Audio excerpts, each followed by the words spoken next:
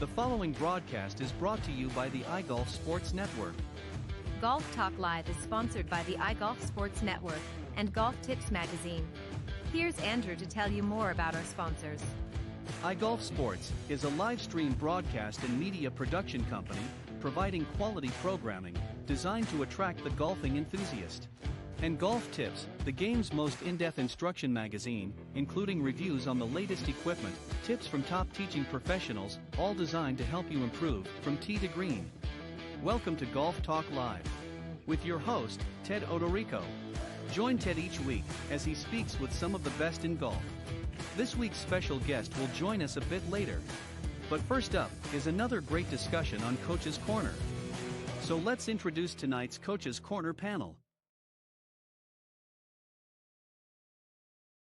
All right, good evening, everybody, and welcome to Season 13 of Golf Talk Live. I'm your host, Ted Odorico.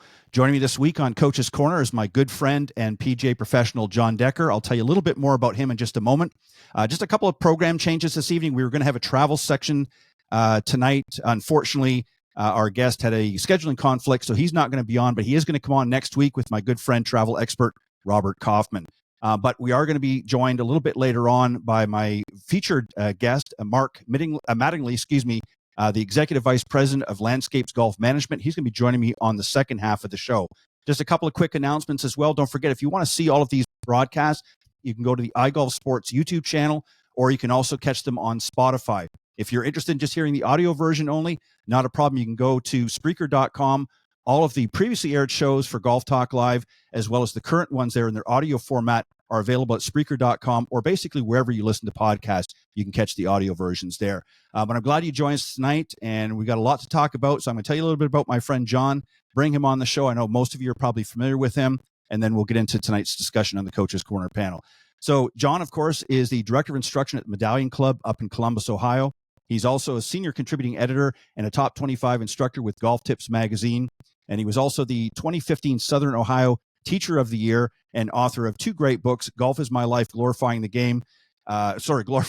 Through the Game, and Fairways to Heaven, One Shot at a Time, which also coincidentally happens to be the host of a podcast with the same name. We'll talk about that more a little bit later on. And he's also available for public speaking upon request. So, Jon, welcome to Golf Talk Live's Coach's Corner.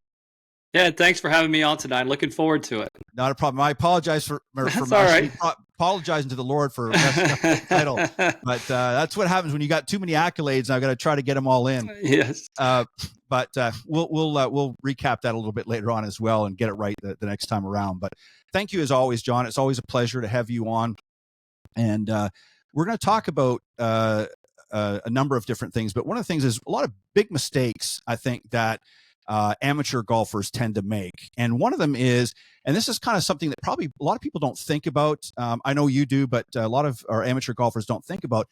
And they tend to really not spend a lot of time really doing anything on swing maintenance. And what I mean by that is they just sort of get up there and hitting balls, and they don't really think about their swing at all and how they can work on it and try to improve it.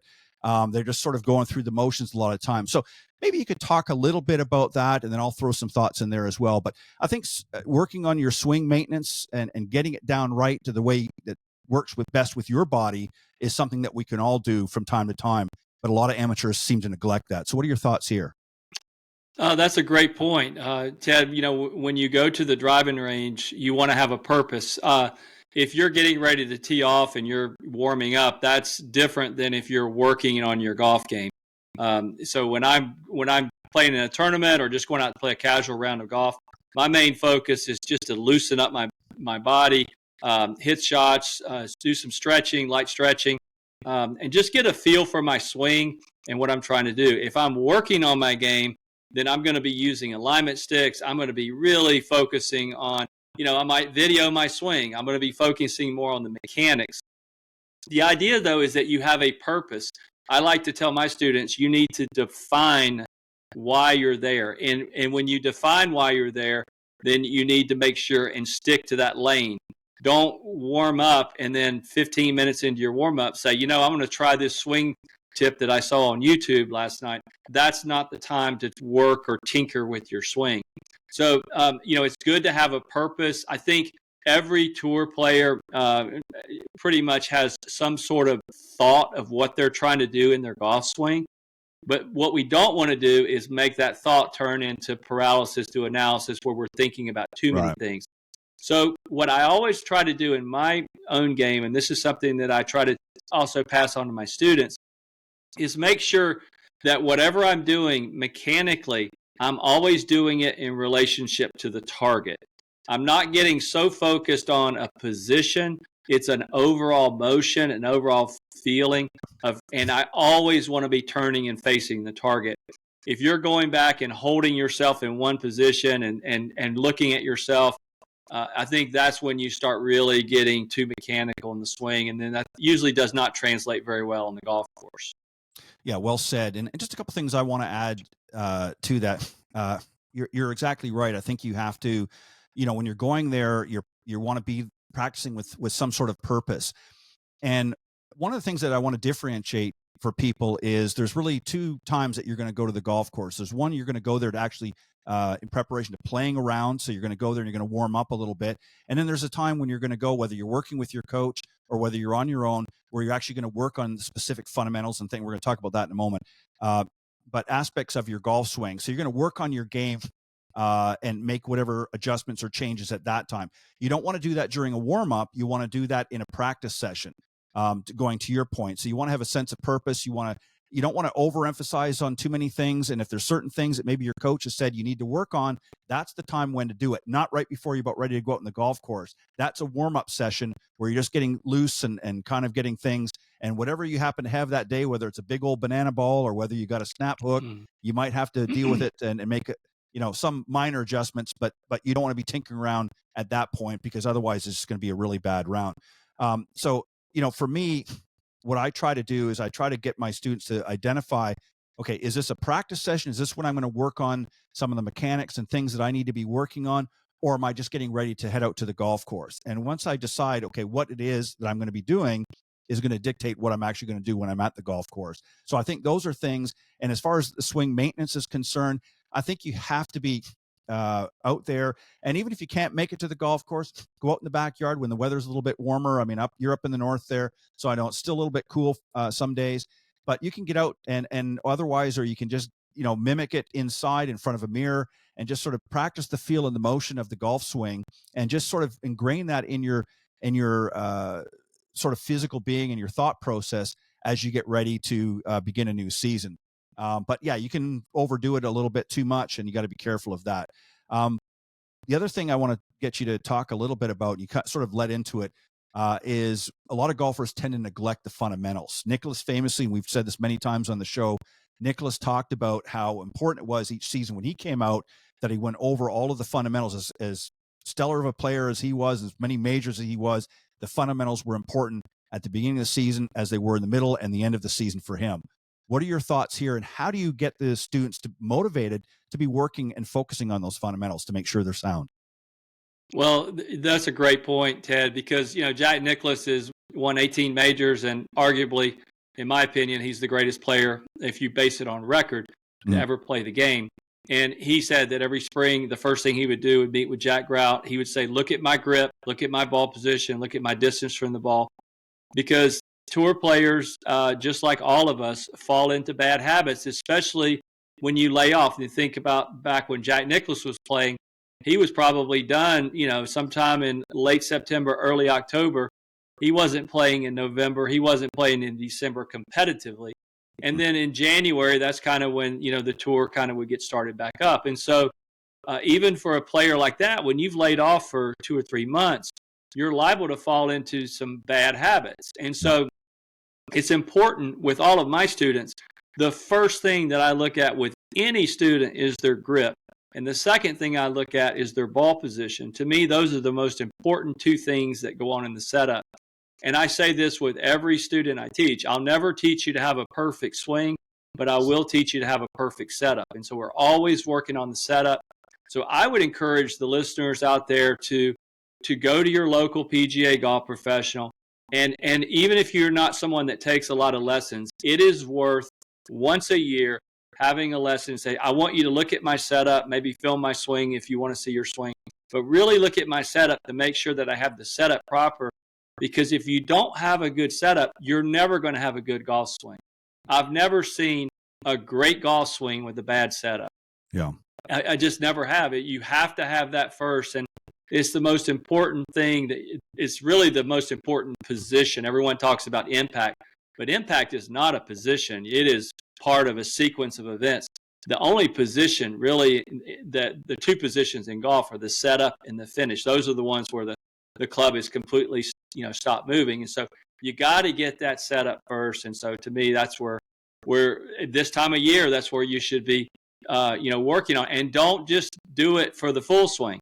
Go look at your putting setup, look at your chipping, your bunker, all of these different things, because if your ball position has moved around, it's going to start affecting your golf swing.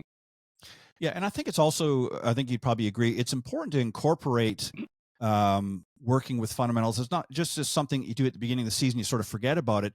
It might be something that you might want to spend a couple of minutes each time you go to the golf course when you're going there, whether it's a practice session, even for a warm up. I mean, you don't want to be making drastic changes, but you want to make sure, am I gripping the club correctly? Is the ball position where I need it to be today? I'm getting ready to play in 20, 30 minutes. And again, you don't want to be making any major changes, but I think it's important throughout the season to be still always sort of checking your fundamentals, if anything. So how would you say, if you were going to work with a student and let's say they were going to spend 30 minutes a couple of times a week, how much time, if any, should they be dedicating to working on their fundamentals of that 30-minute practice session? Well, I heard an interview with Tiger Woods when he was working with Butch Harmon. At the time, he was the #1 player in the world. And they asked him how he was in the Golf Talk studio, or the Golf Live studio there in Orlando. And they asked him, how much time does he spend on his setup? And he said, about 2 hours a day. And I was blown away, absolutely blown away. He said he looks at his setup. That is where he spends the majority of time. He already has a good golf swing, but you can't, if you don't have the setup perfect, then you're never going to have that, a great swing. And I don't know if he was exaggerating in that and I'm sure he was hitting balls. He wasn't just standing there in a static position for 2 hours. Sure. But every time he would look at his swing, that was what he was focusing on, is, do I have the setup right? Because keep in mind, you're on a perfect lie when you're taking a lesson. You're on a level tee box, unless you're out on the golf course doing a playing lesson. And we all know that when you get out there, you're going to get all kind of uneven lies. So I think in a 30-minute lesson, you ought to, at a bare minimum, focus, 5 to 10 minutes on just your setup. And you can do that by looking in a mirror. You can do that by having someone film your swing. You can do that by having a teacher stand there and tell you whether you're doing it right or wrong.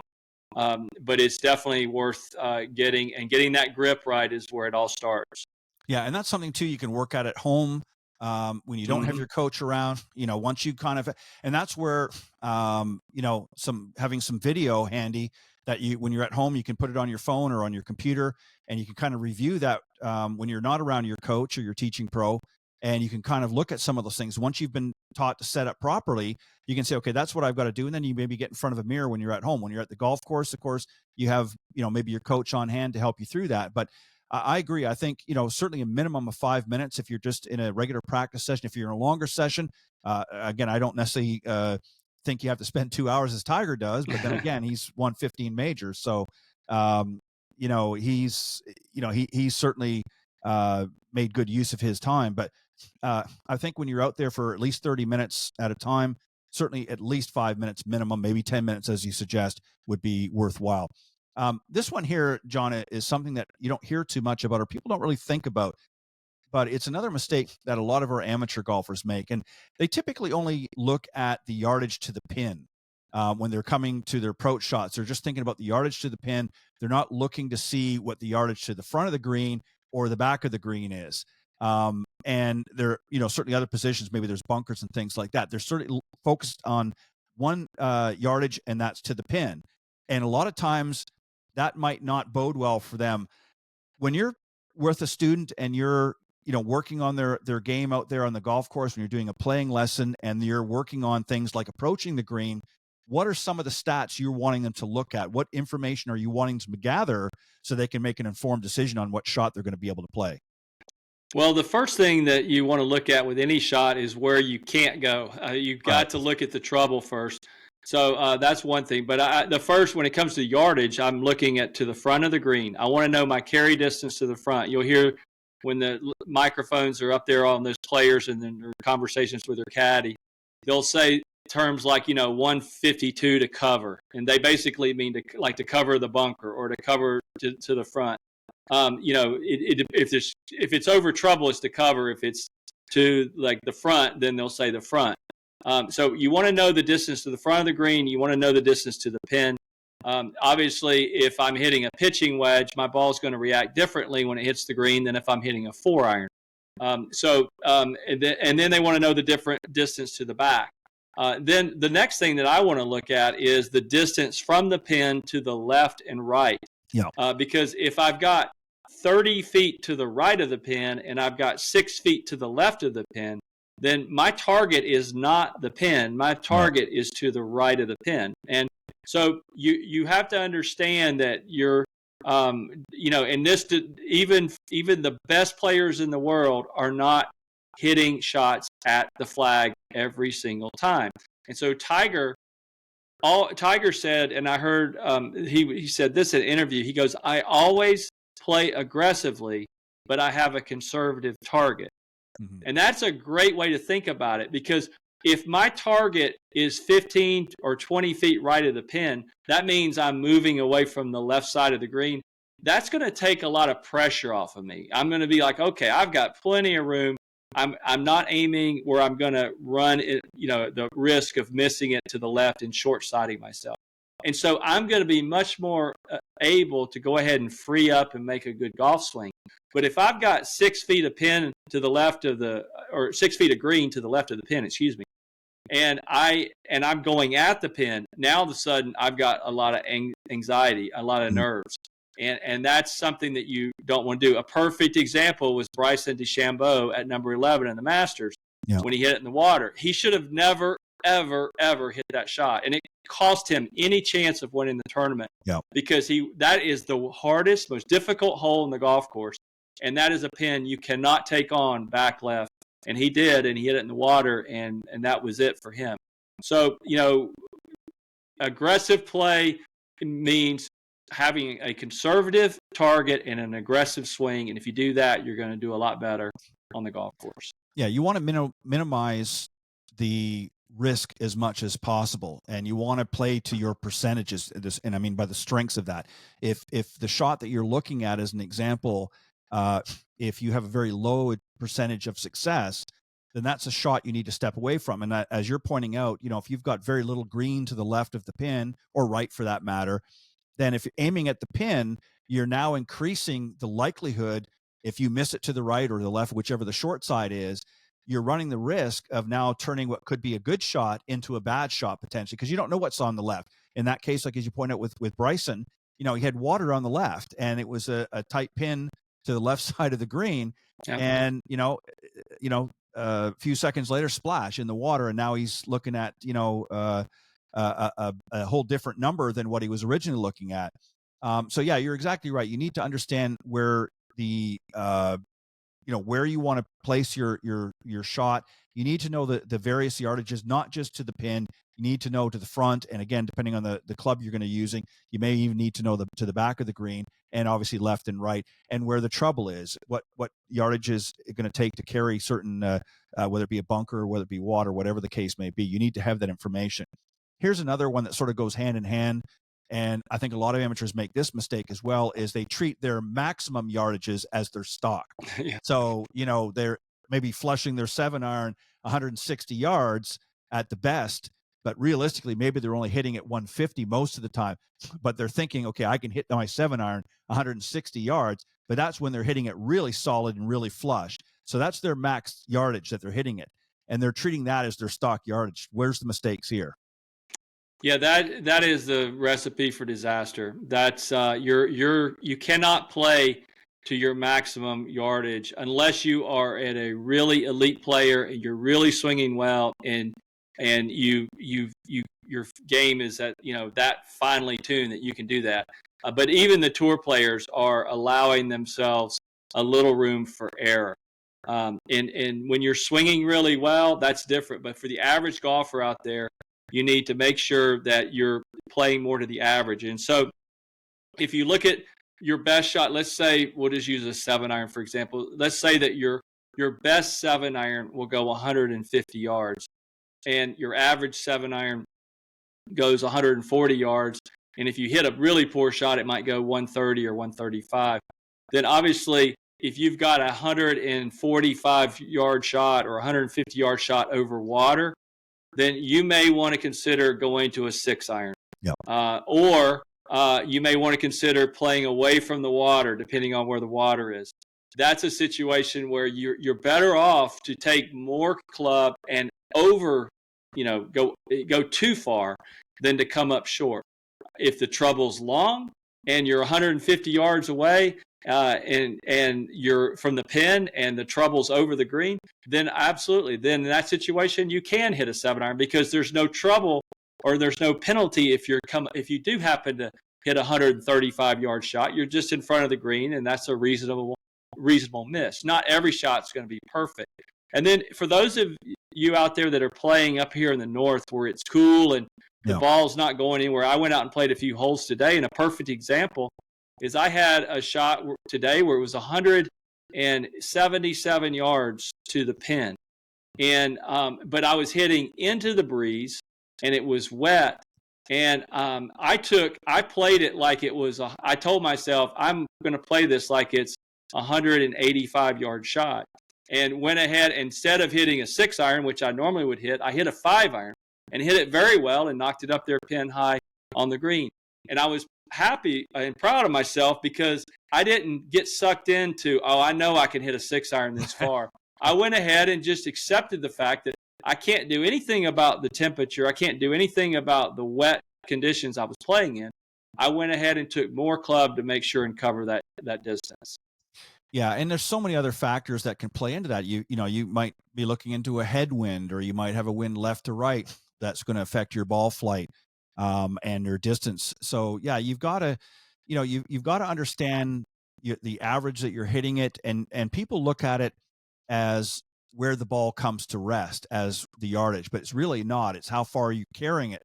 So if you're hitting it and you're only carrying it 135, but maybe it rolls a few extra 5 to 10 extra yards depending on the lie, you don't add those extra 10 yards as your carry distance. Yeah. So you got to be. So that's smart. The example you gave for yourself is very smart. Is you played to your strength. You said, okay, I know I can hit, in the best of circumstances, I know I can use my 6-iron here, but because of the circumstances, I'm going to use a 6-iron or a 5-iron, and make sure I'm going to get there. And obviously, it paid off for you. So hopefully you I missed the putt though. Yeah, well, I was going to say hopefully you I two-putted, the deal, yeah. but that's all right. You still give yourself a chance. If you hadn't have done that, you might not at least had that chance. So that's right. But so here's another one too, John, that I want you to touch on a little bit. And we see this a lot, especially with some of our shorter shots, and it could be pitch shots, what have you, is we'll often see a lot of amateurs take a very long backswing. And that creates a myriad of problems because they're coming way back with the club. Maybe it's only 85 yards. They're coming way, way back. And what ends up happening is they decelerate on the way down because they know they're gone too far back. Yeah. So how do you develop consistency with that? How do you know? I mean, again, it goes back to knowing your yardages and understanding it, but how do you balance that out to make sure that you're not going too far back where you have to decelerate and then obviously end up a whole myriad of problems come up? So talk about some of the issues that brings by having too long of a backswing, and what's your sort of theory or recommendation on how you can sort of help to deal with that? Well, by far my favorite part of the game to practice and to execute is the wedges. I love hitting wedge shots. And so when I hit wedge shots, I try to always balance my swing. And so for the listeners out there, take your pitching wedge and maybe make a waist-high backswing and a waist-high follow-through and see how far your ball goes in the air. See, and just pull out a rangefinder and just start, really, it's not going to go as far as a normal shot. And then make a little longer backswing and then a little longer follow through and then a full backswing and a full follow through. And start learning to make different swings when you're using your wedges, when you're playing inside of 100 yards. it's important to understand that whatever you do on the backswing, you want to repeat on the follow through. So if you're going all the way back, you better be coming all the way through. And so, like you said, deceleration happens a lot inside of 100 yards, especially when you start getting in putting and chipping around the greens.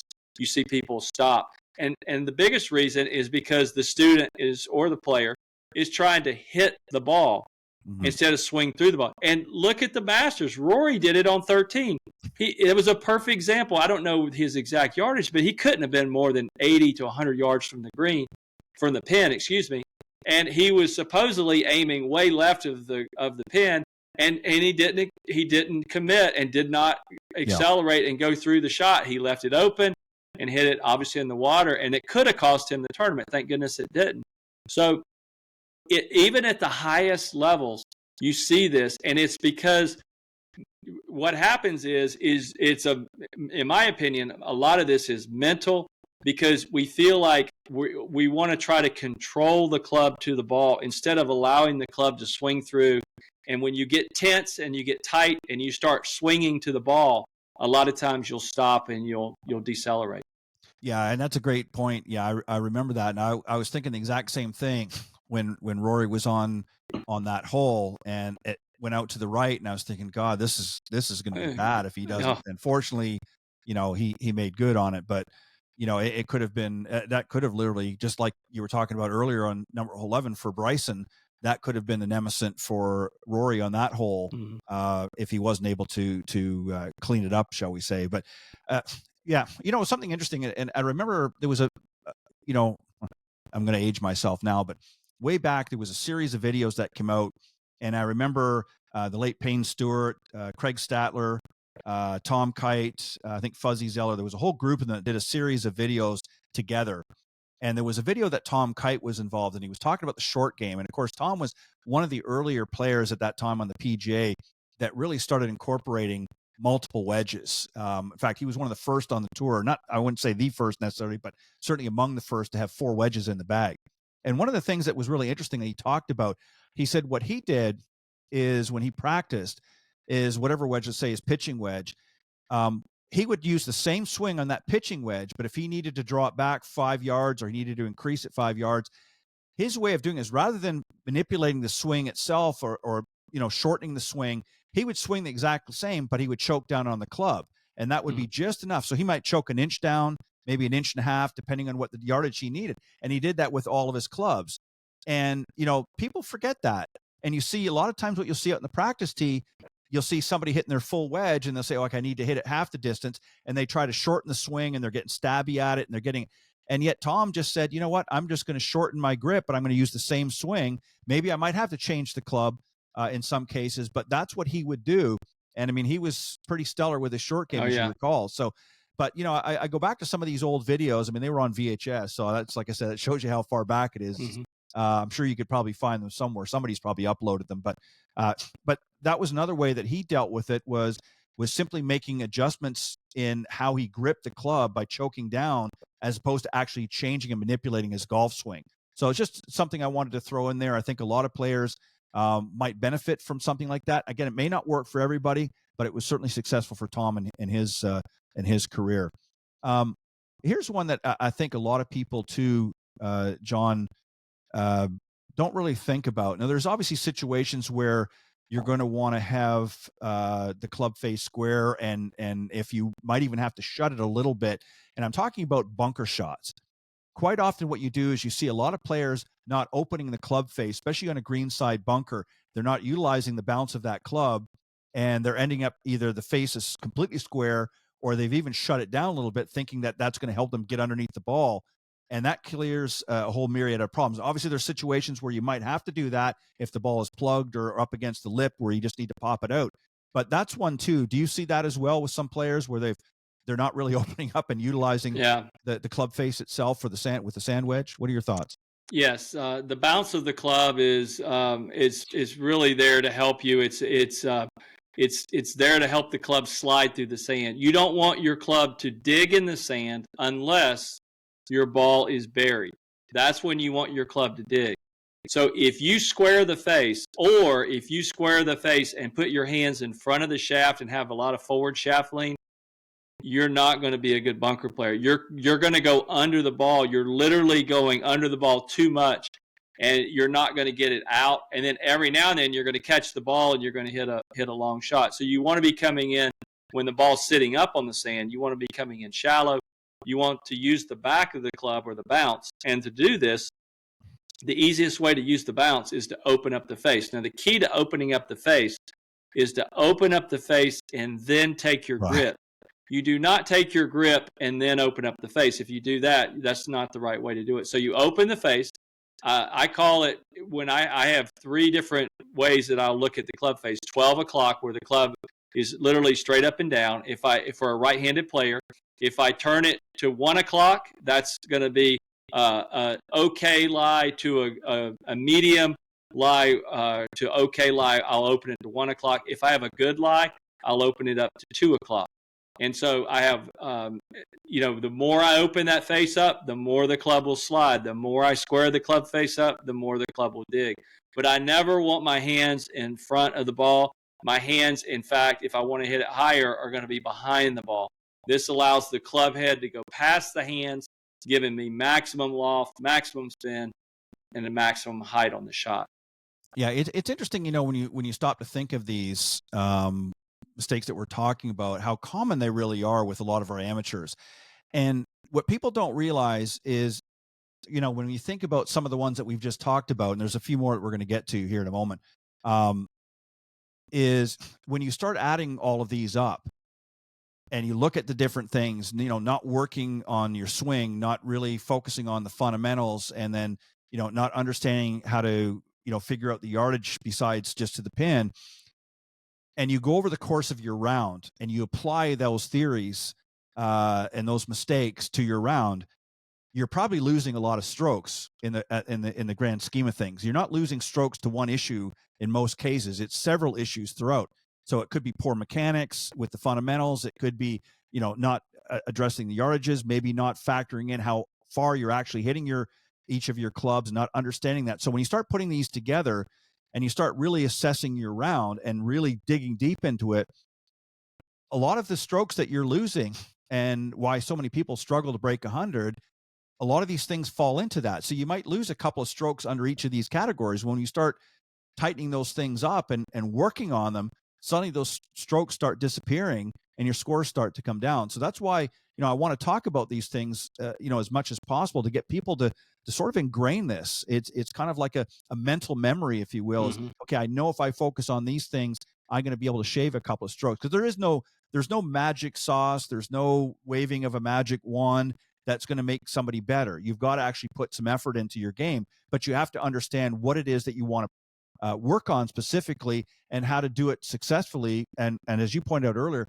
practice with a purpose in order to be able to do that. And if you're just sort of willy-nilly going out there each week and not really focusing on anything and not addressing some of these issues, then you're never going to improve and you're just going to continue to be frustrated. So just a couple more here, and then we'll get a chance, as I said, to talk about your books and your podcast and that. But this is another one too that often we see, and that is really, believe it or not, people focus or fail to focus on keeping the ball in play.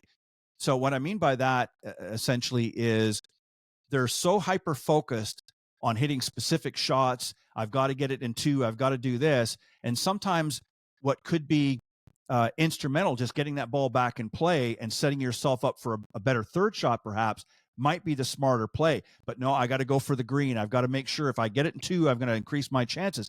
But their skill level may not do that, or their situation may be where they're not going to be able to get back on track if they don't get the ball back in play. So what are your thoughts here? Well, when I was down in Florida over the winter, I was trying to play a little bit, work on my game, and I went out and I'd gone from playing a lot up here in Ohio, then I had a long period where I wasn't playing. And when I went out on the course, there was a couple of situations where I was in the trees and I was just trying to get the ball back into play. And I didn't hit a good recovery shot. I hit the tree and I ended up having to take an extra shot to get out. And it made me realize that when you lay off those little shots that you'd never, ever practice. No one ever practices those. And I always encourage my students before tournaments. And I'm playing in a tournament I've got a tournament on Monday. And one of the things I'm going to do over the weekend is just take a few minutes to hit what I call recovery shots. I'm going to do it on the driving range, and I'm going to hit with a pitching wedge some little punch shots that I'm just trying to, like if I'm in the trees and I've got to punch it out to get back in the fairway, I'm going to practice it. Yeah. I'm going to practice a little shot where maybe I take a 7-iron and I'll hit a low punch to the right, that slices to the right, and one that'll hook to the left, in case I need to hit any of those shots on the course. Because if you wait till you get to the golf course to do it, then you're in trouble. The other big problem I see people make when they get on these in the trees and in recovery shots is they'll pull out a 4-iron or something like that, and they'll say, I don't use this club. And I'll say, why do you have a 2-iron in your bag? Or why do you have a 3-iron? Oh, that's what I use to get out of the trees. And I was like, no, you need to get rid of that club. You can accomplish the same thing with a 7 or 8 or 9-iron. You just put your feet close together, you choke down on the club like you were talking about earlier, you lean to the left, and then you just make a small, chipping type motion, and you'll hit a shot to get back out, into play. So I think those are the kind of shots that no one really ever works on. And then when you get them, you realize it's not as easy as it looks. When you see the tour players do it, believe me, those guys they work on all of those shots. It reminds me very quickly, and then we'll wrap up with the last question, and then we'll get into your books and that. I remember as a kid, my dad was not as generous as what you are, just punching it off the range. We had the range that he often took me to, had a tree line on the right-hand side, and it was close enough to the teeing area that I could go over there into the trees, and he would take about 4 or 5 balls, and he'd put them in different positions. And he'd say, okay, I want you to get it back out into the range. Pretend that's the fairway. And he'd literally, and it'd be straw, there'd be all kinds of hard dirt, whatever, roots and stuff. And he would certainly guide me through it, but he would always ask me, he'd say, what do you think you got to do here? Obviously, we're pretending the flag is out, this one out here. What do you got to do? Can you go for it? No. What can you do here? And he would do that, and he would put me in real life situations. And I'm not saying, and again, I'm not, everybody has that opportunity to be able to do that. So what you're suggesting is right on, but I'm just saying that's what he used to make me do, is to get out there and actually in real life situations. And sometimes later in the day on a golf course, when it was quiet and, there was just the two of us sometimes, and we would do that. He would grab a ball and say, come on over here. And we go off to the side, and he would put me in those situations because he wanted me to feel what it was like. And he wanted me to basically use the old brain box to say, okay, what do you got to do here? He'd make me think about it. Like he said, you're not always going to have a perfect lie out in the middle of the fairway. So you've got to be able to figure out ways of recovering and do that. So he would do that with me not all the time, but periodically. And I remember at first I really hated it because I thought, God, I can't believe he's making me do this, but then it paid off over time. So you got to be able to do that for sure. Last one is, this is something that I think most people struggle with, goes to what I was just talking about, that perfect lie. Most people, especially high handicap amateurs, struggle with the ball being either below or above their feet in very different situations. Obviously, we have to play to the slope. We have to understand that the slope is our friend if we set up properly. It goes to what you talked about earlier. Guide us through this real quick, if you don't mind. And what do we do when the ball is below or above our feet? How do we handle that as opposed to just a run-of-the-mill in the middle of the fairway shot that's even? Well, the first thing that you're going to do anytime the ball is above or below your feet is you're going to have to adjust your spine angle. So if the ball is above my feet, the ball is physically closer to my body. So I'm going to be more upright with my torso. And then I'm going to tend, with that lie, my ball is going to tend to hook. For a right-handed player, it's going to tend to go from right to left. Or if you're left-handed, it's going to hook the opposite way.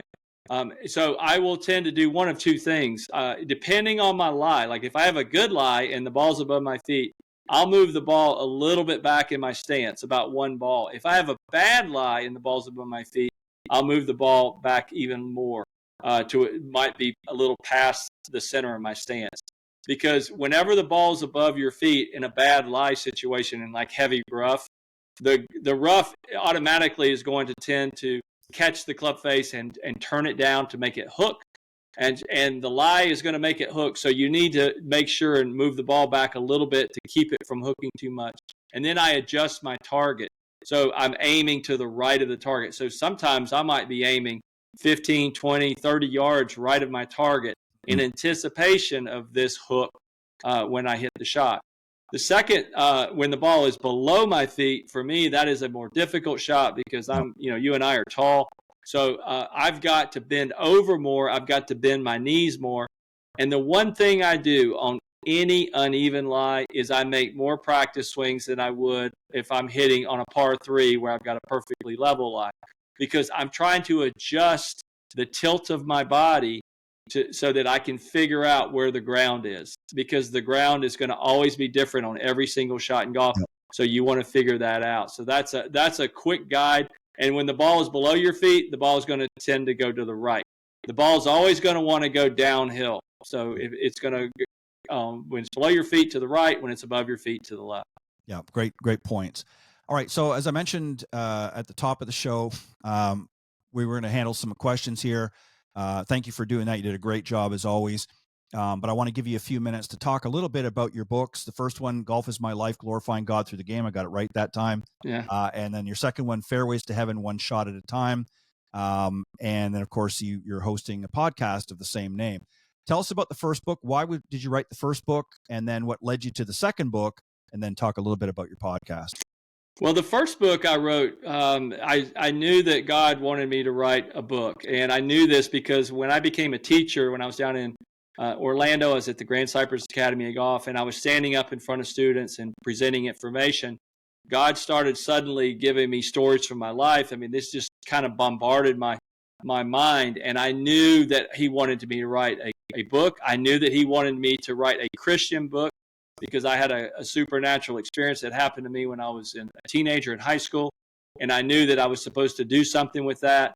And so this went on, by the way, for about 20 years. I kept getting this information. I could be carrying on a conversation with a student, and I was being downloaded this information in my mind. And so in 2012, I started writing the book, and in 2016, it was published. And I had never written a book. I didn't know what I was doing, but God knew what he was doing, and he led me through that journey. And then that's really how I met you. I got on your podcast, and we started a great friendship through the years. And after the book was out and time was going on, and you purchased Golf Tips magazine, I asked you if you would be interested in allowing me to write a Christian golf feature called Fairways to Heaven. I just really felt like that would be a neat way in the book to bring Christianity and to bring golf to the readers. And you let me do that, in which was really kind of you to do. Mm-hmm. And you also wrote the foreword for the book, and I really appreciate that. You did a great job for that. And that book just was released last year. And so that's how the books came out. And then from that, I got contacted last October. I just was one day I get a call from New York City, and they from Bold Brave TV, and they asked me. They said, we want you to host your own show. And I didn't. I was like, what do you mean you want me to host my own show? And I the whole time I was a little skeptical. Right. I even called you after I got off the phone, maybe a few days later, to talk about it. But they said, we're noticing that there's a lot of Christian downloads going on, and we really our advertisers want content. And they said, we put in the word, we put in Christianity, and they use AI research, and we put in golf. And he said, you came up, and you were the only one that came up. And when you came up, we started watching your videos. He said they listened to me on a couple of the interviews with you, and they said, we really feel like you could host your own show. And so I prayed about it. I thought about it, and I really took some time to think about this, because it's not just a mild commitment. It's 50. I signed a contract for 52 shows. I've done 8 shows now. Mm-hmm. And it's been really exciting. And you've been a guest on 2 of the shows, and we'll be on more. And I really feel like that God is leading me in this journey. And so I'm really excited about it. Yeah, and it's starting off as a great show. I know it's going to just continue to build momentum, and I'm glad and thank you very much for. It's an honor to be on and talk about not just golf, but talk about our faith and which we did a little bit more in the last one that I was on a few weeks ago.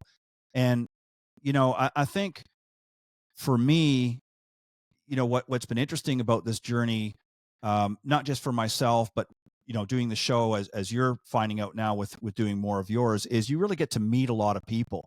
I met you through our conversations early on, and then I invited you on to Golf Talk Live on Coach's Corner, and you've been a guest as well over the years. And you get to meet a lot of people. And what was really interesting is we actually got to meet at the PGA show several years back face to face, and we talked in the program, and now of course we're here you are again on this show.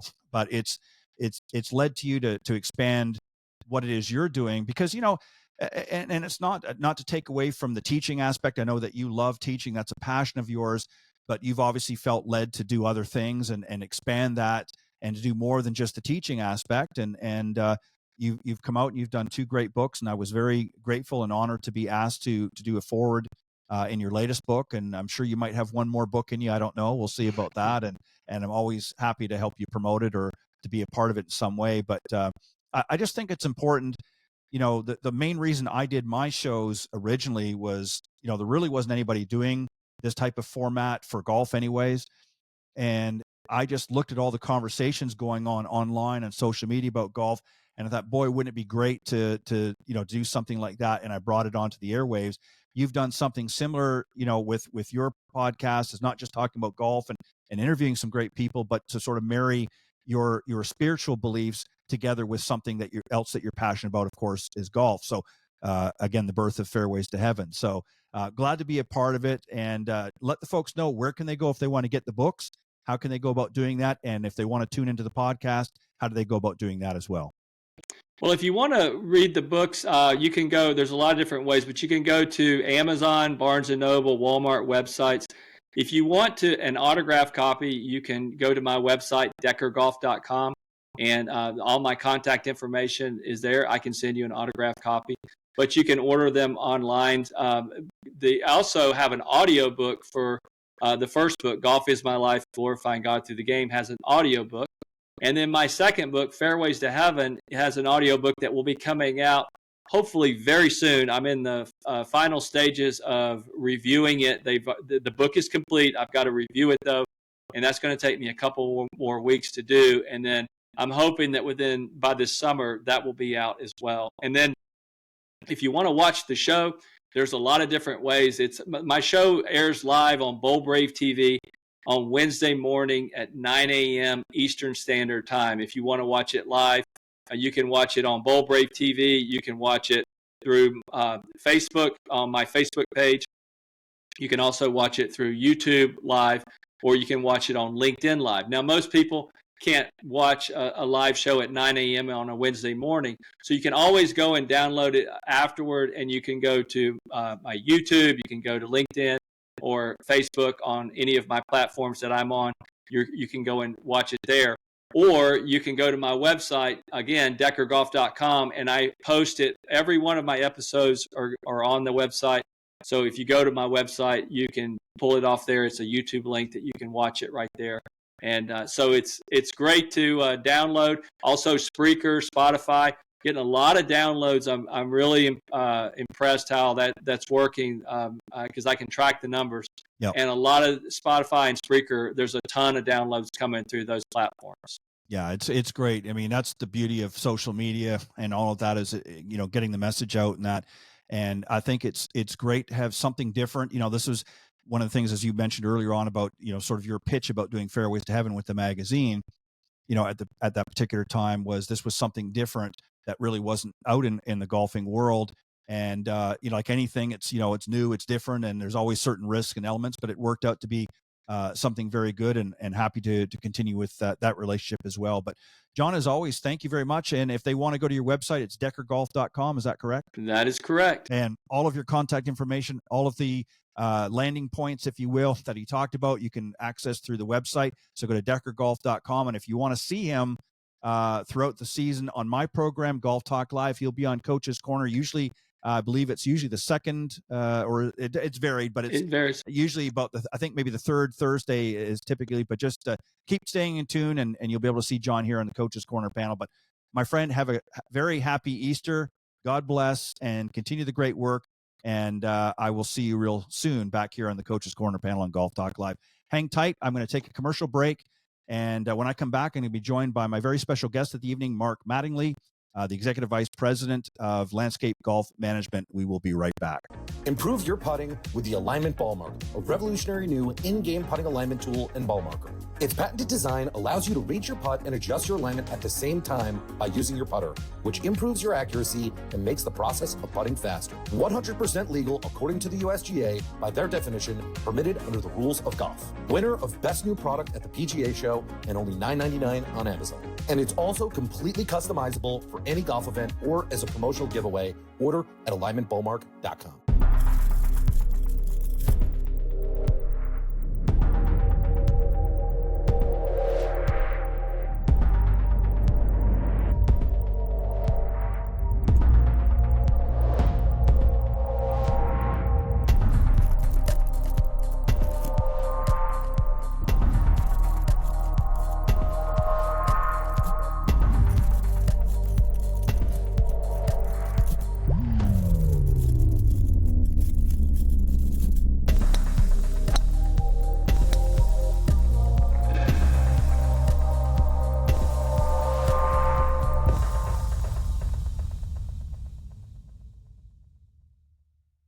All right, welcome back, everybody. And I'm super excited to have tonight's featured guest, Mark Mattingly.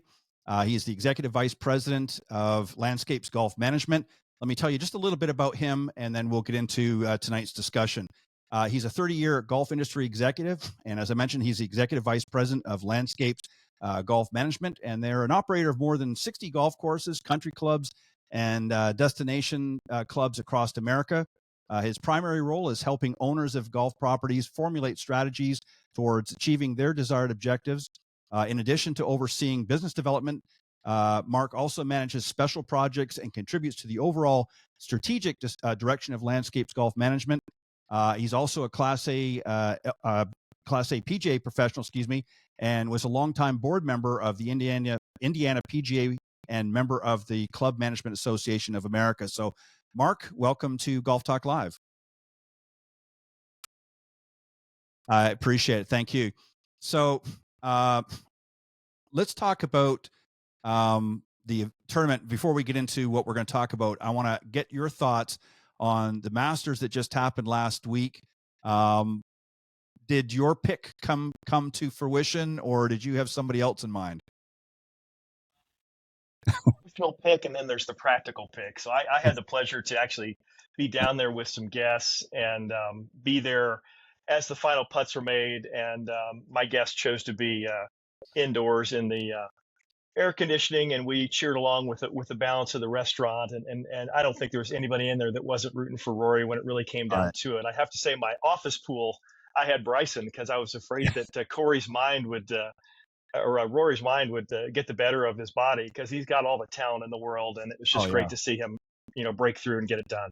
So yeah, it was for a while there. I mean, Bryson obviously took the lead for a little while, and then a number 11, of course, he had that mishap there, hitting it into the water, and I was talking with somebody else earlier in the program about that, and that was really sort of the change for him. I mean, he had some other issues that happened along the way, but that was really a defining moment, I think, was when he hit that shot into the water. And unfortunately, yours went in the water with it. And but you know what, Rory was a good choice as well, and I'm happy for him. And he works so hard. I mean, all these guys do, but he works so hard. And I think back to 2011 when he tried to get it done back then, and it didn't happen. And he's obviously had many other events since then, and that this really meant a lot to him. And there was a few moments on 13 there, there was a few, ahs in the gallery thinking, uh-oh, here we go. This is going to be, real exciting finish. And obviously, Justin Rose was warming up in the bullpen, as they say. But Rory got it done in hole one in the playoff. But yeah, it was an exciting, it was an exciting Masters. I've watched the last several Masters, and they're all pretty good. Don't get me wrong. But this was especially exciting because I was rooting for Rory. I like Bryson, don't get me wrong, but I was rooting for Rory, and I was glad to see he got it done. It just shows his humanity. How many times have we laid up when we have a lead, thinking, what I need to do here is just play the hole safe, only to end up with a tragic result like he did? I mean, it was just so much. I could just live vicariously through him, thinking, God, how many times have I done that to myself? And he could have easily gotten home in 2 and at least put it in a bunker, and at worst made a 6 and Right. probably a 5. Maybe he doesn't make birdie, and yet we know what happened when he laid up. So anyway, Yeah. just shows his humanity. So. Yeah, exactly. And he just he's such a I think for this generation of golfers, up and comers, and that you see out there, he really, in my mind, is a great steward of the game. Not just for getting all of his talent and stuff, but he's just a kind of a very humble person. I obviously have never met him personally, but just from everybody that I've talked to that knows him, and obviously when you watch him on TV, he just has an air about him, and there just doesn't seem to be any arrogance about him. It's just like, I know what I got to do. I got to get it done. And I just am appreciative of everything I have in my life. And I'm just going to, come out here, and, it's kind of like, he's looking around and just taking it all in. And, he's been there dozens of times before. It's not his first Masters, but it's like, it's the first one each time he goes there. So he just sort of has that aura about him. And I think that's why people really resonate with his personality. They just see that he's kind of a down to earth guy, even though he's, worth a lot and has a lot going for him and gets to, play golf for a living, but he's just a humble guy. So, but all right, so let's talk about landscapes. I'm going to call it LGM for short, because I don't know if I keep saying I will throw it out there every once in a while. I want people to know what I'm talking about. So, landscapes golf management is what I'm talking about. We're going to call it LGM for short for a little bit. Talk about the origin. Well, first off, talk about you. Talk about how you got interested in golf. Obviously, you're a PGA professional, and so obviously you like the teaching and obviously enjoy playing as well. But so what got you into golf first off, and then let's talk about the origins of LGM.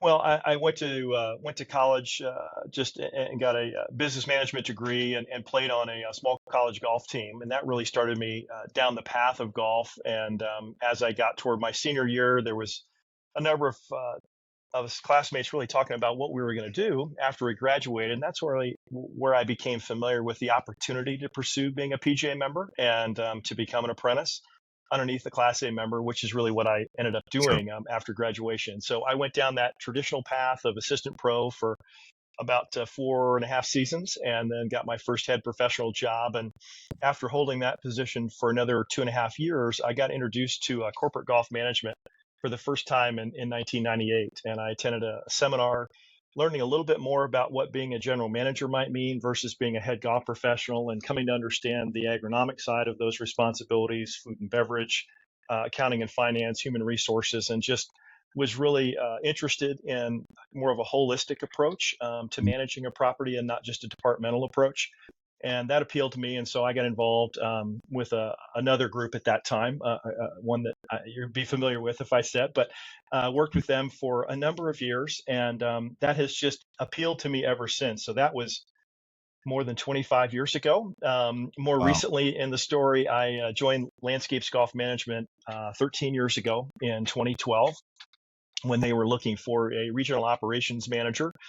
And that fit my background. I had come up through the ranks and run everything from municipal properties to privately owned daily fee, upscale daily fee, resort and private clubs as well. And they were looking for a regional manager that had experience in each one of those and could really act as a client liaison and a mentor to individual general managers at a small portfolio of properties. So that started about 8 properties at that point in time. And so held that role for little over 2 years, about 2.5 years. And our business development person, who had been leading the company up to that point, and we had modest growth at that point in time in 2012, he moved on to another position.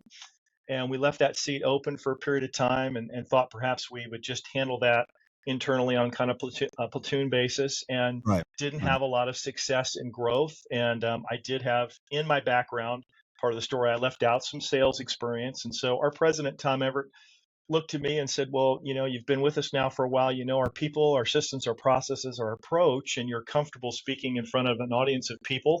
Would you like to try this? And that was an experiment we began about 10 years ago, and I guess it's gone pretty well so far. Yeah. But I've held that responsibility ever since. And as my title grew from vice president to executive vice president, we've layered on some other additional expanded duties that I have relative to the development of the company as a whole. However, day in and day out, I serve in this capacity and share with owners and operators and boards and city administrators the value of the management company relationship, and that's really what I do today, day in and day out.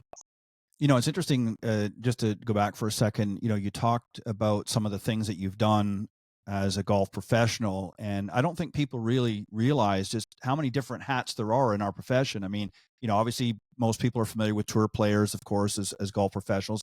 Many people are, familiar with the teaching side of golf and obviously a certain amount of golf management, but they don't really realize that there's a lot of other things in this business as a PGA professional that you can do. And you've obviously dipped your toe in many different waters, if you will, throughout your career, and obviously you have settled now at this point in something that you really enjoy and want to foster and continue to help grow. But a lot of people, that for the average folks out there, don't really realize what it is that golf professionals and the opportunities that they have. And you've had obviously some great opportunities to be able to expand on that. I want to get you to talk about some of the, I guess, the proliferation, if you will, of retaining multi-course operators like your company. What's the reason behind that? Why does it matter? What's important? Because again, the average person out there that obviously people tuning into the show, many of them are going to understand that are in the profession, but those are not. What is it exactly that you guys do? Talk about specifically what you're doing and how you're helping a lot of these golf courses.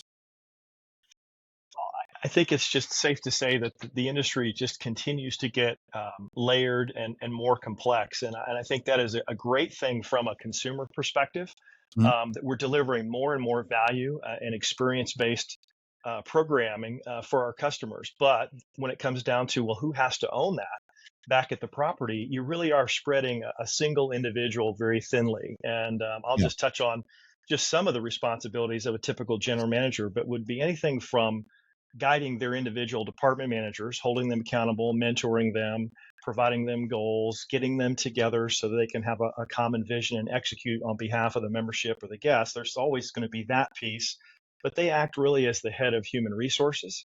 They are the chief financial officer. They are the liaison to the owner, whether that be a board or a park district or whether that be individual owners. They've got to really understand the business in total and be able to communicate that.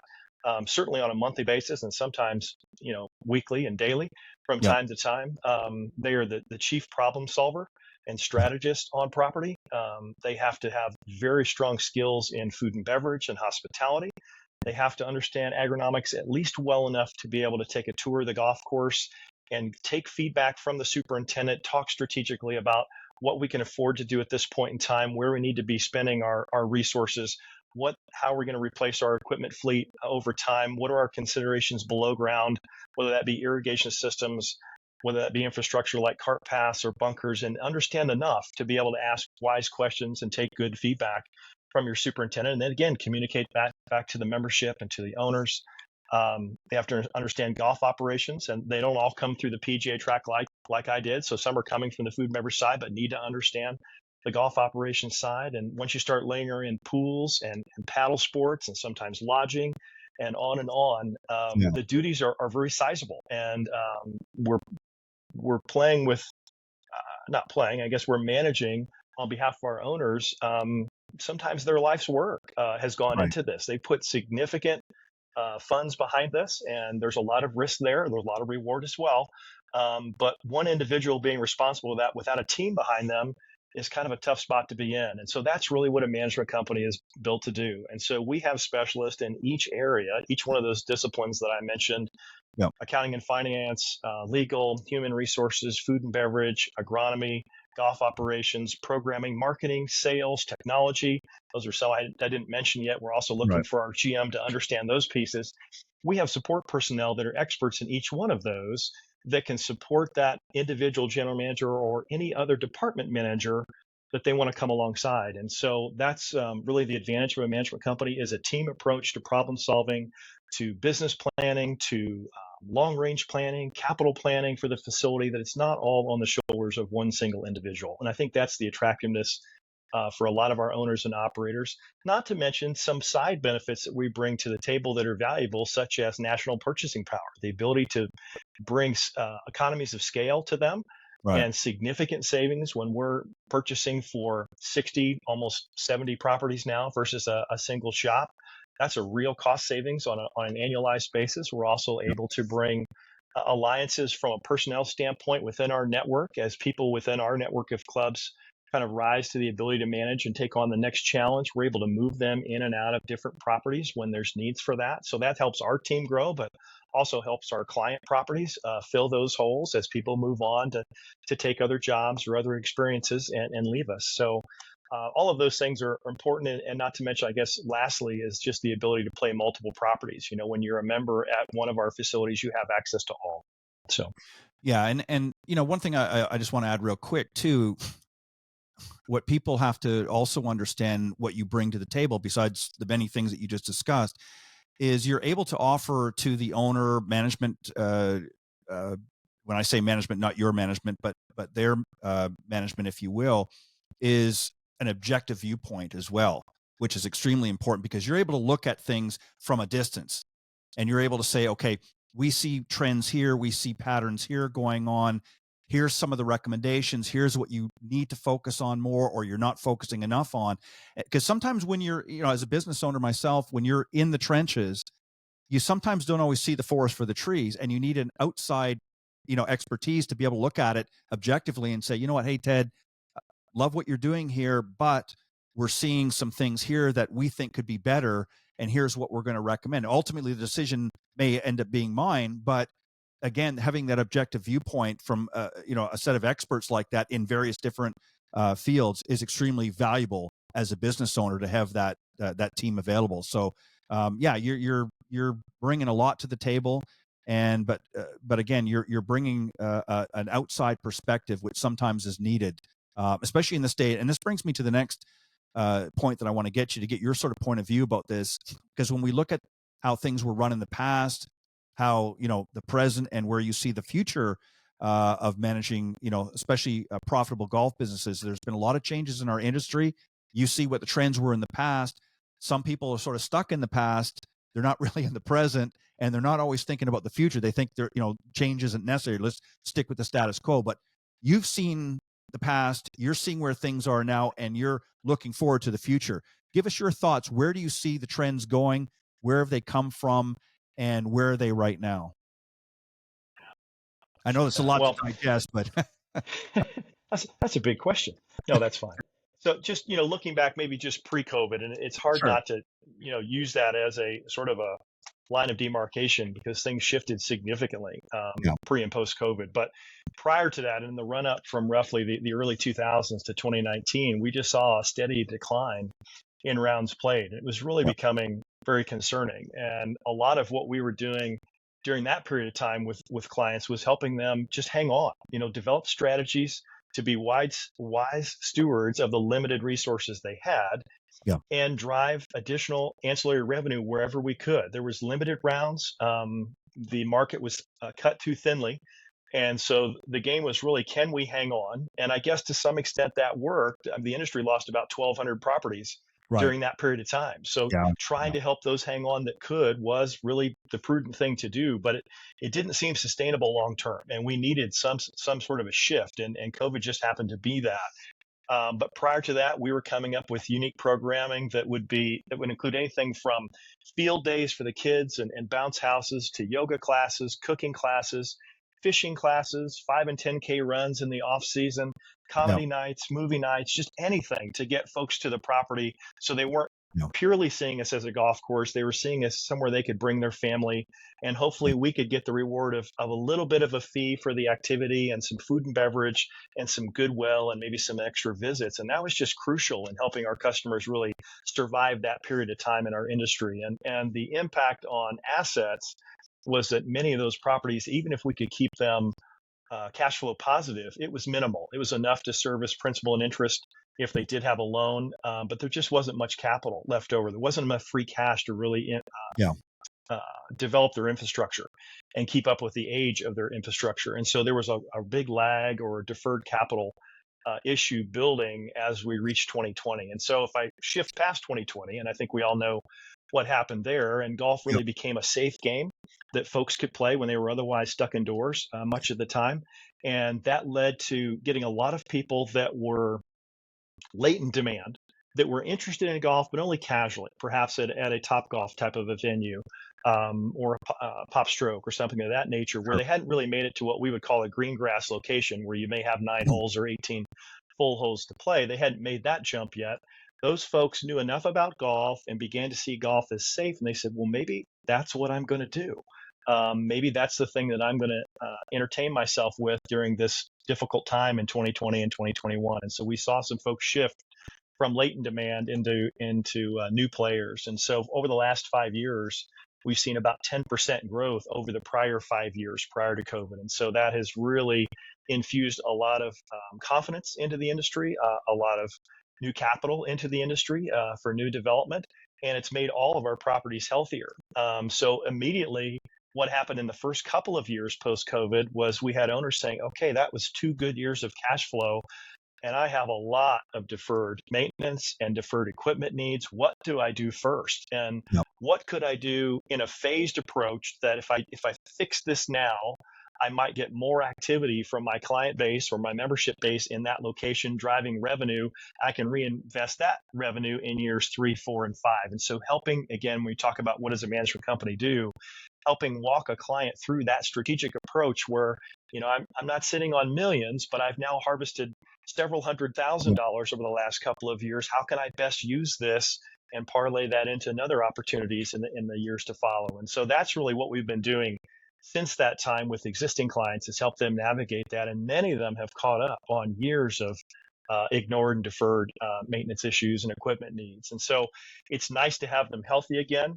Nobody knows the future for sure, but most of the industry experts don't see this slowing down. There's just no signs yet of that. It seems sustainable. And I think I would attribute that to something I mentioned before, is a lot of the efforts that we are making, the extraordinary efforts to create unique programming, to keep people engaged. We had all that in place in our playbook. So when customers came, even from outside of green grass properties, we had a lot of fun activities to keep them engaged beyond just playing the course, which still in some cases is intimidating for them. And we're playing at off-peak times, and they're taking some clinics and they're learning as they go, but they can keep coming back to the facility, and we get to know their names and their likes and the things that they like to do, and get them plugged into a community of people that aren't always playing competitive 18-hole rounds of golf. They're doing a lot of other things and activities that we have for them at the club. And so that, I think that's a bit of a testament to the resourcefulness prior to COVID, set us up to be able to keep these players engaged post-COVID and keep things going, keep it building. Yeah, and some great points. And I think also too, Mark, is when you look at sort of the new demographic of players coming out there, most of them, if they didn't grow up in a golf family, didn't really understand much about golf, their really only exposure was what they saw on TV, something like they heard about the Masters or the US Open. They had very little, if any, exposure. So to them, golf was, well, that's out of reach for me. I'm not an LPGA or a PGA pro. There's nothing in it for me. And it was really smart for a lot of properties to diversify and offer other programs like you talked about, to get them out there when, green fees were maybe down a little bit, and get them engaged and say, hey, you know what? I like this property here. There's a lot of things to do. Hey, while I'm here, I'm going to try out this golf. I'm going to take a look at golf. Maybe I need to take a second look at it. There is something for me. So it really opened a door. And, and we're going to talk about this here now and I want to get your thoughts on this.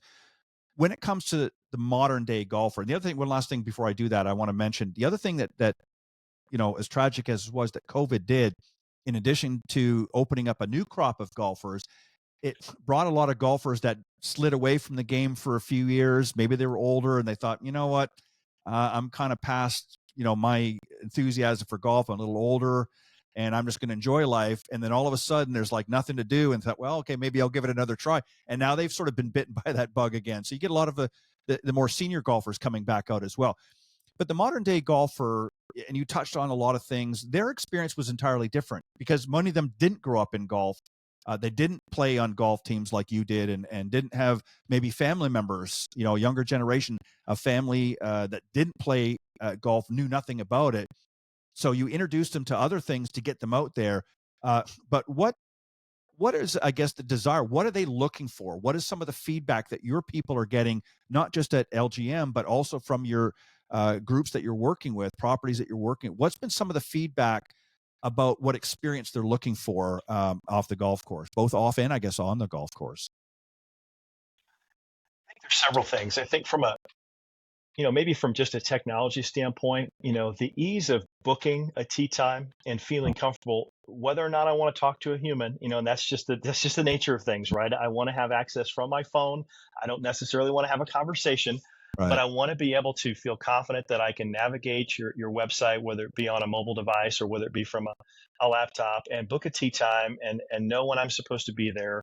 And so they're certainly looking from a technology standpoint, and we're even adapting programs to move them in and out of the golf shop more quickly, just from a check-in standpoint too, and checking in advance is one of those. So some of it is technology, some of it is just creating an environment in which they can easily navigate the property as soon as they drive in the parking lot. Whether that be signage, whether that be people welcoming them as they come in. Those are sometimes soft skills or basic skills that you would expect to be in place. And yet the last time we had a boom in the 90s, we didn't necessarily treat new faces that way. And so I think what you see is those of us that are a little bit longer in the tooth now in my career, I remember that, right? Right. Exactly. I remember sort of what the impression was, and we just made the golf courses longer and harder, and we didn't really welcome new players. They were in the way. And, you almost kind of shame them into the rules. And don't you know how to dress? And don't you know where to stand? And don't you understand etiquette? And, why are you out here if you don't? And there was a little bit of that air. And we've tried to put all of that away as best we can. And yes, there is a way to handle oneself at a golf course, but there's also a polite way in which to teach that over time. And you're right. A lot of these folks didn't come up through a caddy program where they would intuitively know that, or play junior golf where they would intuitively know that. And so we need to come at them with a little softer approach and give them a chance to have some success and feel welcome. And I think that translates to the golf course too, is that we need to have a lot of beginner programs that can bring people from, as I said, a top golf experience where it really is a gamified experience. My score doesn't matter. I moved the ball forward. It went into a hole of some color and some lights went off, right? I got to get them from that to some similar experience where I can have some success and some positive endorphins for some success on the putting green, or maybe on the driving range. Maybe we have some technology on the driving range in some cases to mimic what they learned early on or what they were familiar with in a top golf venue. But whatever we can afford to do at our properties, we need to give them an on-ramp. And I've often thought we weren't paying much attention to perhaps the ski industry, because I think they do that as well as any. You can go to a resort anywhere in the country and have no idea how to ski, and they have a program for you to plug you in, and they have ways for you to experience success until you're ready. And even once you're on the big mountain, now I have greens and blues and black diamonds and double black diamonds and bowls, and I have my way to progress through as I gain skills and gain confidence. And I think we were the first time around, the last time we had a boom 30 years ago, we built a lot of double black diamonds and said, good luck, and let people fall down the mountainside. Right. And so I think we've learned from that. And I think we've gotten wiser. And I think that's why people feel more welcomed when they come to the properties. And I think that's a big plus. Yeah, well said.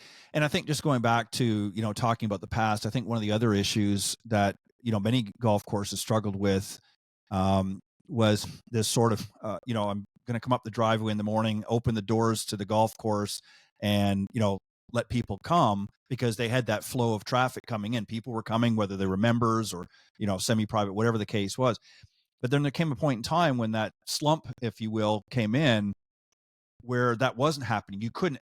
So are you seeing now more properties realizing through whether it's through the assistance of technology, social media, whatnot.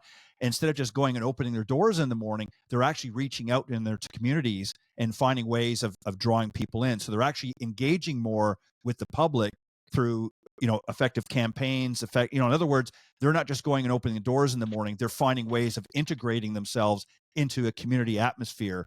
And again, obviously in some cases in a global scale, but for some of your larger properties, resorts and things like that. But are you seeing that as becoming more and more of a trend as well? Absolutely.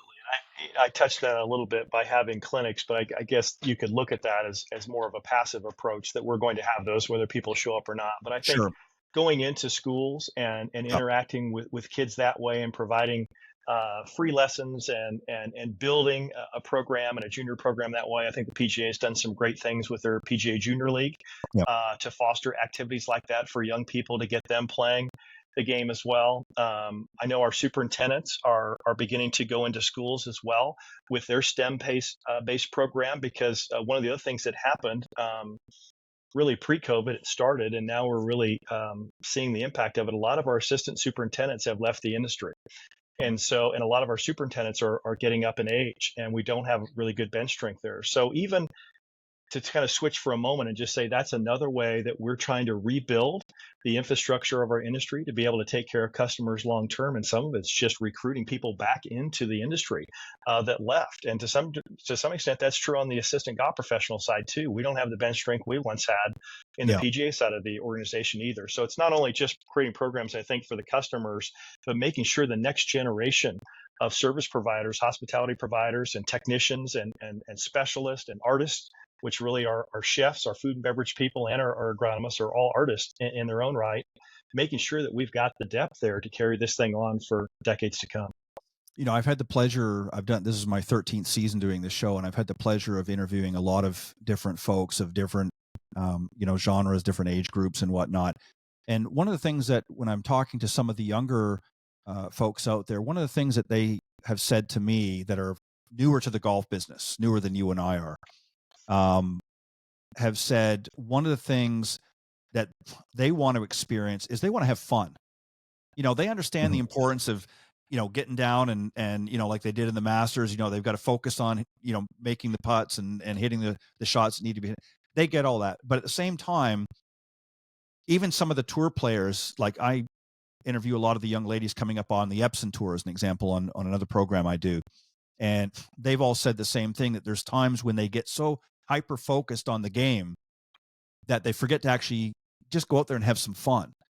And I think that's something as well that this younger generation is really bringing. And the reason why I bring this up is we want to get into talk about technology a little bit, is the onslaught of Bluetooth speakers on the golf course. I mean, I've gone on something you never heard 20, 30 years ago. And my father, or actually older than that, but took me out in the golf course. You didn't hear some tunes blaring out in the golf course. Now you're hearing it out in the golf course. And yeah, I can understand it can be a little disruptive, but these kids want to have fun. If they're going to be engaged, again, going back to the technology, everything from booking online, doing all these things.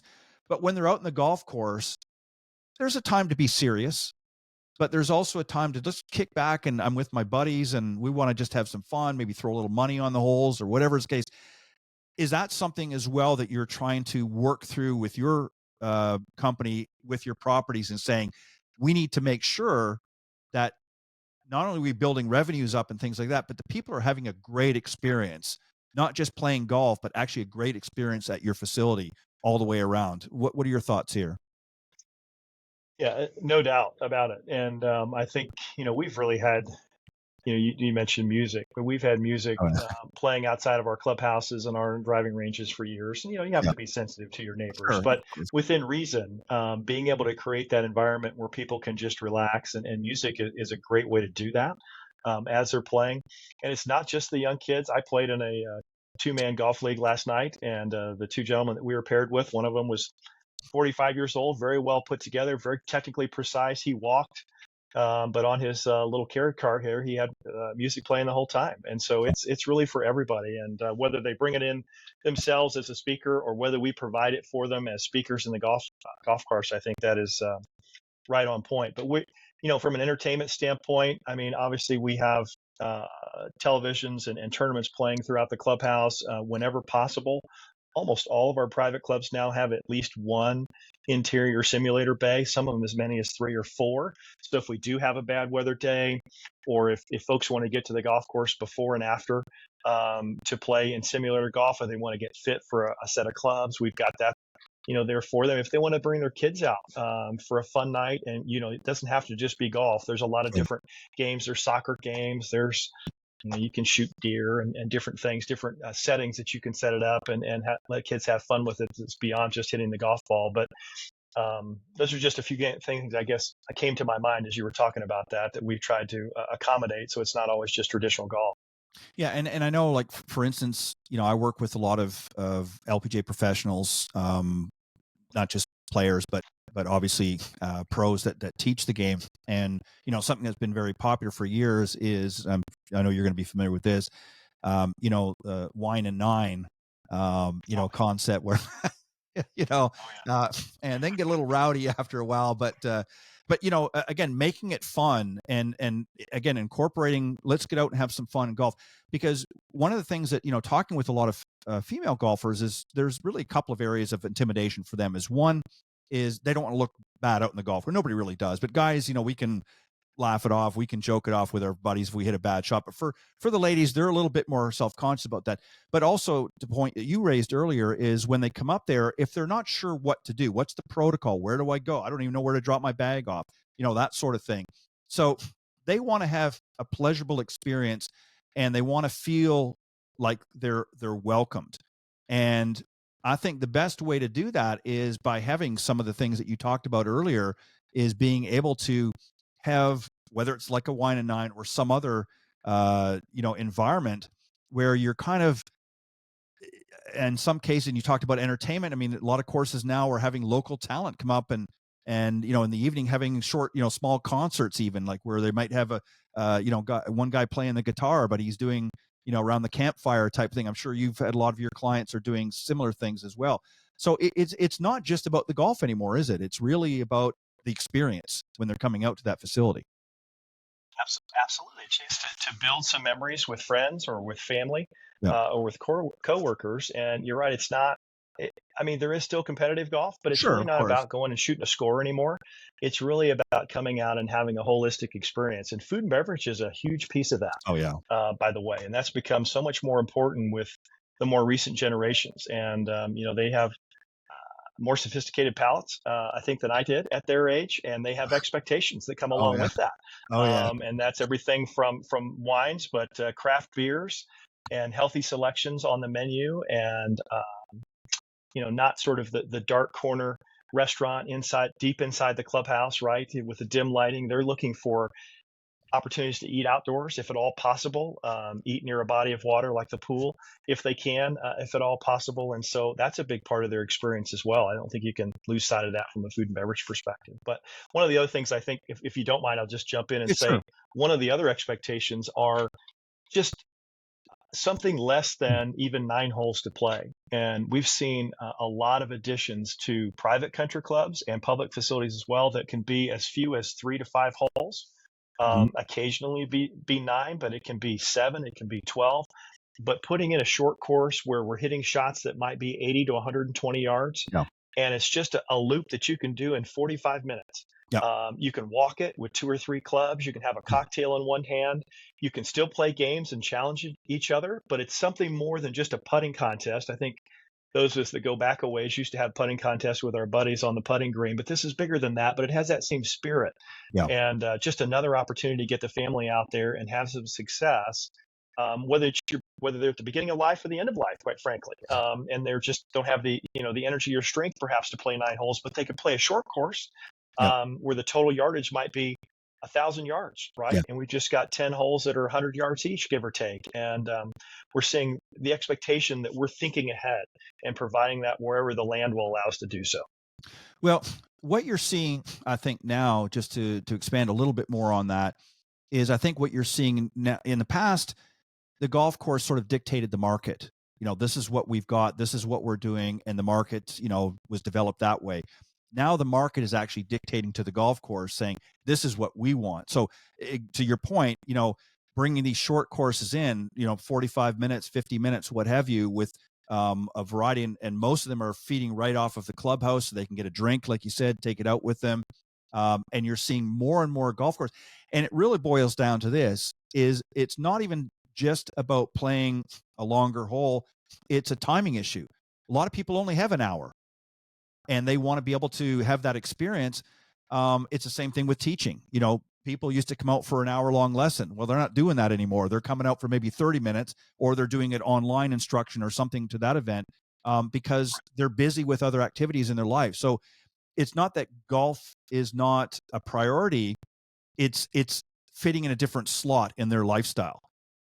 So for the really die-hard golfers that want to get out there and play, there's something for them. For those that just want to dip their toes in a little bit, there's something for them.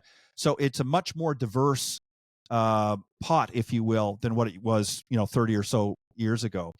What do you see the future for LGM?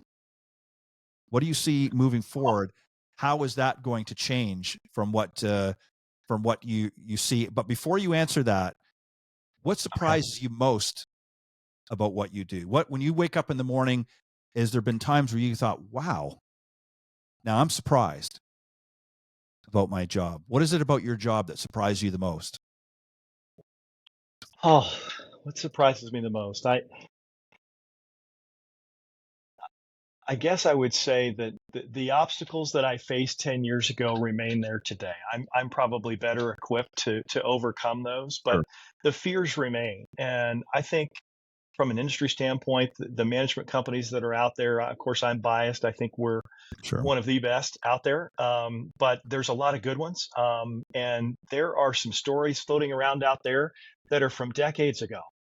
Problems that, yes, they happened, but that's not today's modern management company. And so Right.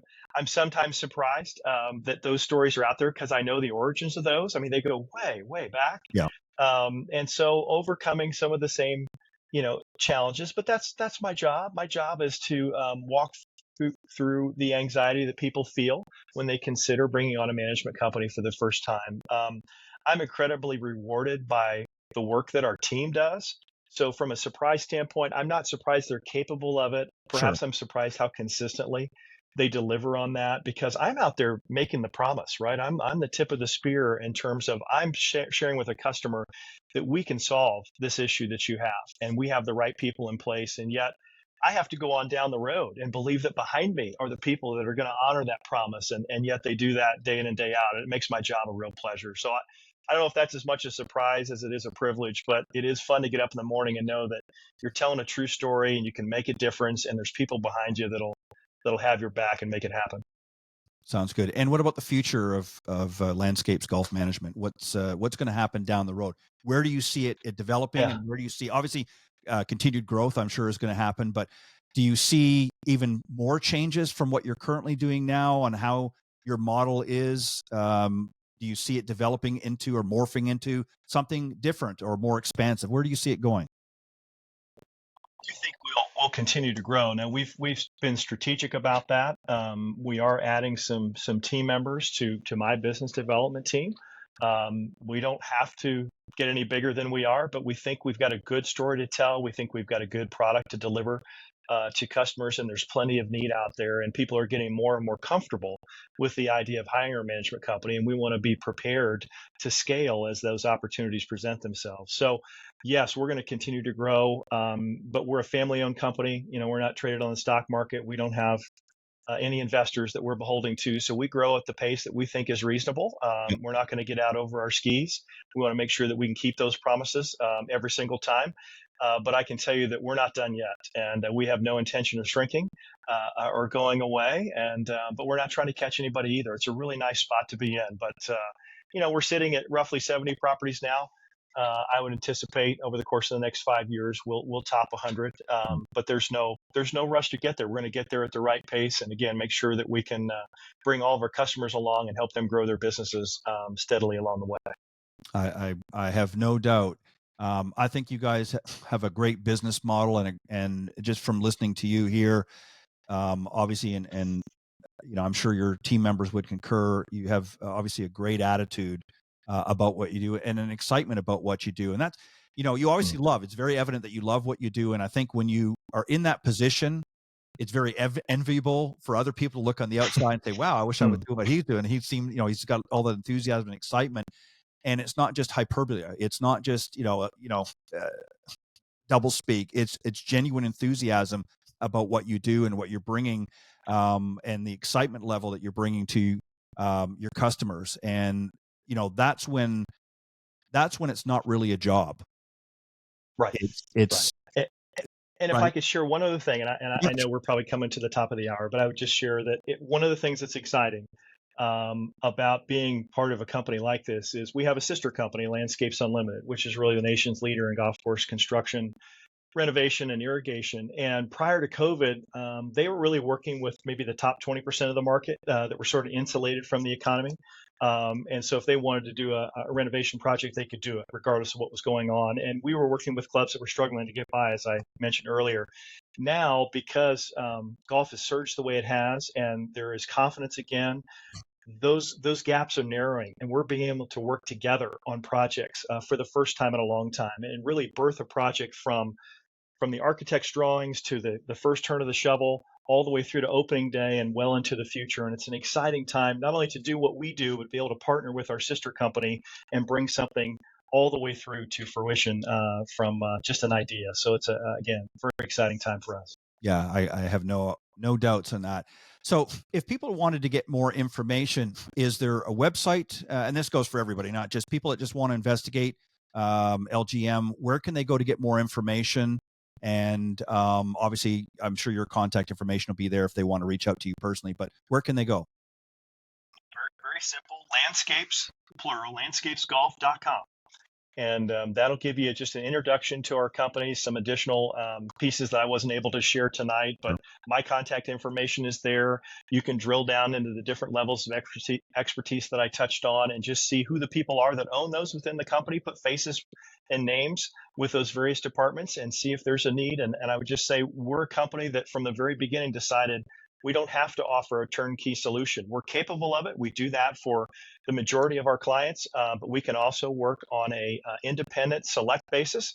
And if you just have a need in a particular department, whether that's agronomics, food and beverage, or any of the things I mentioned, we can deploy just in that particular area. And you'll see that demonstrated on our website as well. Fantastic.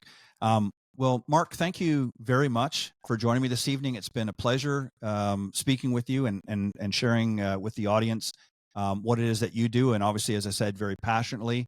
I'm going to get you to hang on for just 1 second as I get ready to close out, and then I'll wrap things up here real quick. But I want to thank my special featured guest of the evening, Mark Mattingly, the Executive Vice President of Landscape Golf Management, and also special thanks to my earlier guest, Jon Decker, PGA Professional on the Coach's Corner panel. Thank you, Jon, as always, for bringing your best to the panel discussions. Don't forget, you can visit the iGolf Sports YouTube channel to catch all of the latest broadcasts, including tonight's broadcast as well. And if you want to just listen to the audio version, you can go to Spreaker.com or wherever you listen to your audio podcast. But I want to thank everybody. I want everybody to have a safe and happy Easter holiday weekend as we get ready to roll into the first long weekend and just off of the back of the Masters. Congratulations again to Rory. And just on another note, I just want to remind everybody that if you want to watch the other program I do on Tuesday mornings from 9 to 10 a.m. Eastern, here on the same network as well, the Women of Golf, with my good friend LPGA professional Cindy Miller, we'll be there. And we speak to many of the great young ladies coming up on the Epson Tour and LPGA Tour as well, and obviously other great individuals helping to elevate and raise women's golf. So make sure you tune into the Women of Golf as well every Tuesday morning. But I'll be back here next Thursday on another Golf Talk Live. Hope you'll join me. And God bless everybody. Have a great weekend. And thank you. We'll see you next time. And Thanks for joining us. We hope you enjoyed this week's broadcast of Golf Talk Live. We'd like to thank this week's Coach's Corner panel, and a special thank you to tonight's guest. Remember to join Ted every Thursday from 6 to 8 p.m. Central on Golf Talk Live. And be sure to follow Ted on Facebook, Twitter, and Instagram. If you're interested in being a guest on Golf Talk Live, send Ted an email at ted.golftalklive@gmail.com. This has been a production of the iGolf Sports Network.